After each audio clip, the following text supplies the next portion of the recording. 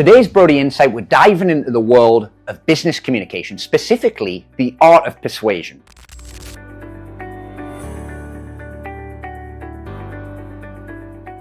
So whether you're a seasoned professional, you're just starting out in business, persuasion is a key skill. It's an absolute key skill to have. It's about influencing other people. It's about getting people to see things from your angle, getting people to take action, or even just simply understand your point of view. So whether it's business, it's politics, it's anything in between, we use persuasion all the time. Now, persuasion isn't about manipulation. It's not about trickery. It's not about, some shyster con artist. You're not Danny DeVito in Matilda or trying to be the next Del Boy in Only Fools and Horses, Although you've got to love Del Boy if you're British, of course. So what is it that we're talking about here? Well, it's about clear, compelling communication that resonates with your audience. So how do we achieve that? Let's break some effective communication tactics down. Let's break them down, okay? First off, know your audience. Before you even craft your message, take a step back, understand who you're communicating with, what are their needs, what are the challenges, what are the goals, what kind of language resonates with them as well. Are they analytical people? Are they emotional decision makers? Because tailoring your message to their specific interests is going to make it a lot more impactful, like big time. Building credibility and trust. People are more likely to be persuaded by someone they trust. So establish yourself as an expert, establish yourself as a credible source. For example, as you know, I founded virtualstaff.ph. It changed the way people build overseas teams. And I have the Secrets of a Virtual Boss podcast, the newsletter, and these things, they position me as a credible source on not only business, but on outsourcing, on building remote teams. Other things you can do include backing up your claim with data, backing up your claim with research or personal experience, be passionate, be enthusiastic about your ideas, show genuine interest in your audience's perspective as well. For example, with me, why listen to me? Well, am I another business or one of those successful YouTuber preacher people who do nothing but, anything outside of YouTube? No, obviously not. You can verify everything I claim. For example, we have over 1 million people who've registered on virtualstaff.ph, 25,000 business owners using it. I've personally spoken with companies that include Virgin about building teams in the Philippines. This is all stuff you can check. A lot of people make claims, but again, they're trying to sell you some course, some infoguru person or whatever. And almost, as I say, almost none of them can show you how they became successful prior to selling you, of course, the secrets, the books, the courses.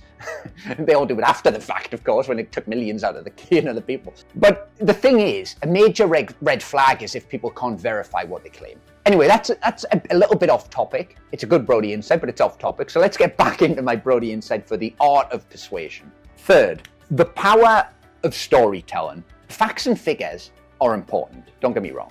But stories are what can connect with people. It's that thing that, I get it now. Weave narrative into your communication and illustrate your points, highlight challenges, showcase the benefits of your ideas. Stories make information relatable, should I say, and memorable. For example, when I tell you a true story about how I used to work a lot of hours, I used to juggle stuff.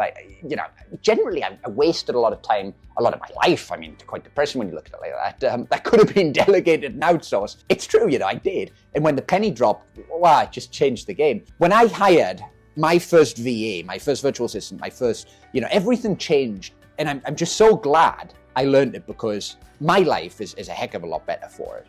Like a heck of a lot, every aspect of my life is way better. See how I frame this?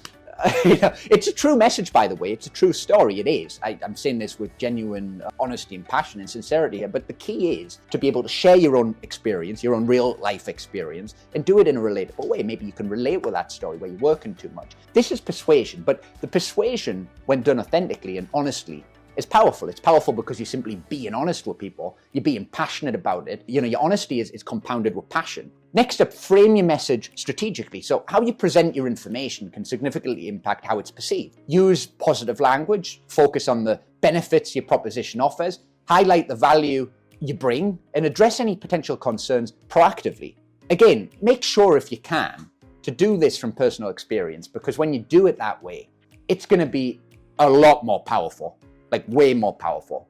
Next up, leverage emotional connection. Don't underestimate the power of emotions. People are driven by feelings as much as logic. Tap into your audience's desires, fears, their aspirations, what they want out of life. Show them how your idea can improve their lives, solve their problems, or achieve their goals.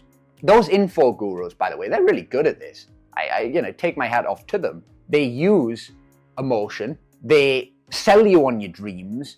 They play with your insecurities. Are you going to be a failure in life?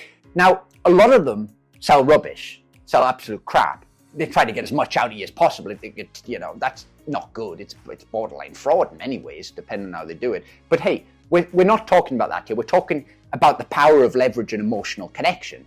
So they do that quite well. Clearly, they make a living from it.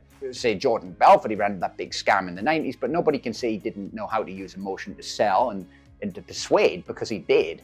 Hence why it was the massive scam, and people over the phone were giving thousands of dollars away. So if you can do this with stuff that actually help, that actually benefit people, you'll feel great doing it, because you're going to make a lot more money, but you're also going to be benefiting a lot of people, and it's just win-win for everybody if it's a good thing. Next up, active listening is key.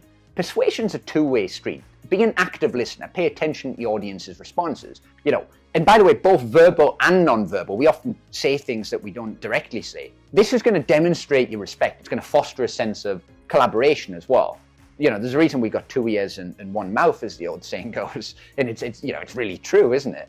The art of the call to action, the CTA. Don't leave your audience hanging. Clearly communicate what action you want them to take, whether it's making a decision, it's signing a contract, it's simply learning more or subscribing to this video.